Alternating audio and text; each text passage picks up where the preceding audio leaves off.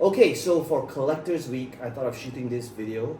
I got this questionnaire from LSS, and I thought rather than um, typing it out, which I'm bad at, I'll just answer the questions over here.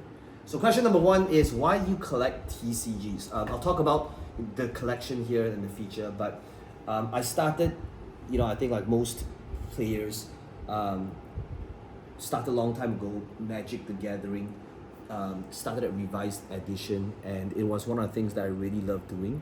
And the crazy thing is, over 30 years, some of the gems that I held over time, the moxes, it really went up in price. And during 2020, all of my alternative assets, comics, cardboard, watches, it actually went up a lot more than real assets. It outperforms stocks, real estate, and to me, that was huge. So I collect TCGs because it's my passion hobby, and also I think of it as alternative assets. Question number two: how did you get first into collecting Flesh and Blood? So in 2023. It was about 20 years since I played a trading card game, and I walked past the store, and at that point in my time, I was going through a very tough time in my life, and I thought I wanted to kind of distract myself doing something. So I thought to myself, maybe I'll start Magic the Gathering again. And as I walked past this store, I asked the store owner, I said, hey man, I'm thinking about starting Magic again. What should I do? And the store owner looked at me and he said, Ricky, he said, shout out to Ricky and Invictus Watch. He looked at me and he said, bro, nobody plays this game anymore. Try this other game instead. And I'm so glad he did, because I was already sold into, starting back into Flesh and Blood, or rather Magic the Gathering, and I'm so glad somebody talked me out of it and got me into Flesh and Blood instead. So that was 2023, just about 1+ year ago. Question number three: why should people collect Flesh and Blood? I think of it as, well, the two aspects. Number one, collect the thing that you love. Sure, when it comes to the investment side of it, I think of it as, number one, you are trading a piece of paper, money, with faces of dead people on it, to pictures and cards of something that you love. So why not do that? That's number one. But number two, it's that from an investment side of things, obviously this should be don't take a mortgage out to buy cards, but I think of it as these people, the kids, the teenagers that's playing this game, the young adults, when 10, 20 years from now, when they actually make the money, guess what? They're not trying to buy a Picasso, because Picasso means nothing to that demographic, right? They are gonna want the thing that means something to them. Just like today, I want to be able to buy the stuff that I couldn't afford back then. I want to buy I'm still a kid inside, right?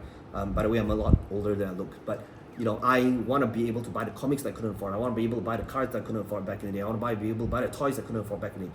And right now, even though this game, it's 5 years old now, there's going to reach a point in time, and I've no doubt with the vision that Flesh and Blood has, that this game 10, 20 years from now, it's such an amazing game that people who are playing this game today are going to look back and they're going to be like, oh man, these were some of the cards I couldn't afford back then, and I want to be able to do it. So that's why.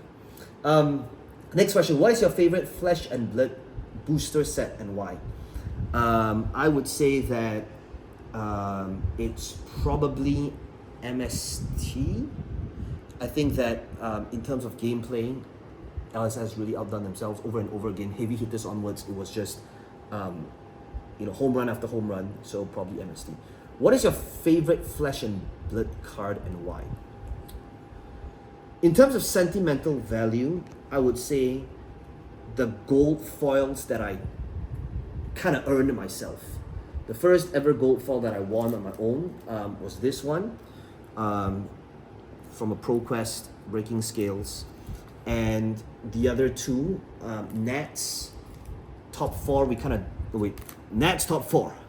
If you've watched the previous video, this was what was open on camera, and we did a split beforehand. So this has got sentimental value, and finally, the late battle hardened in Bali when I lost in the finals.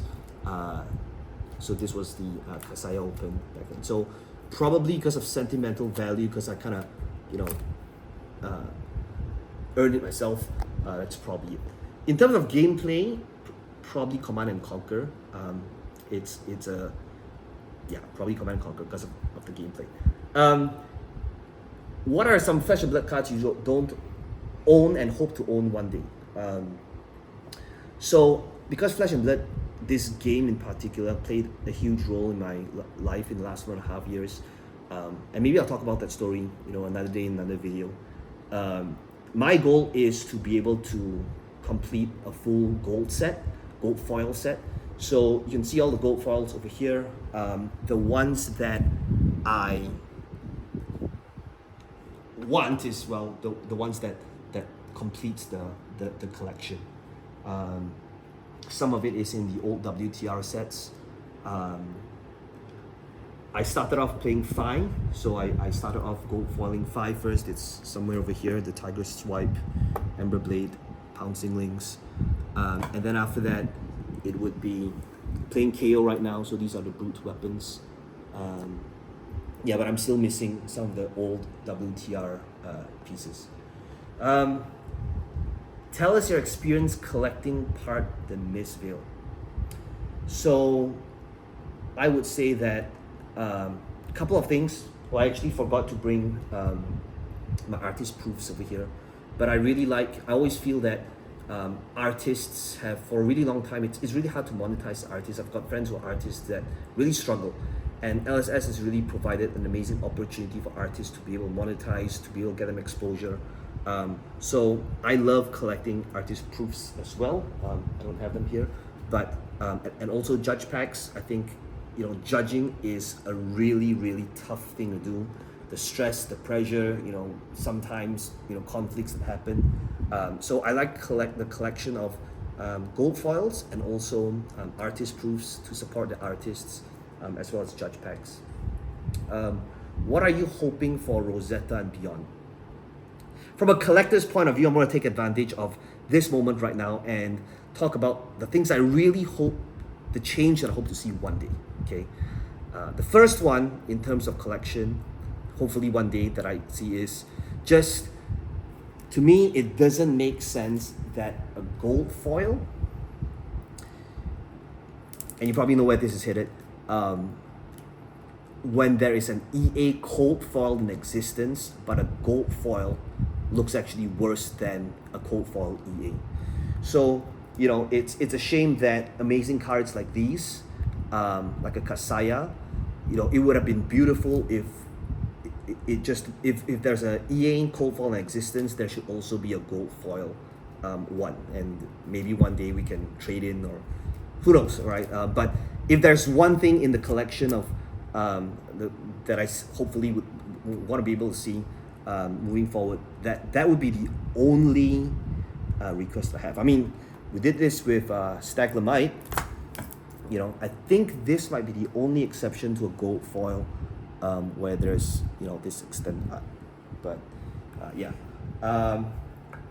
and that's pretty much it. I hope you enjoyed looking at this collection. I know this is the first time I've kind of shown my gold foils in one place.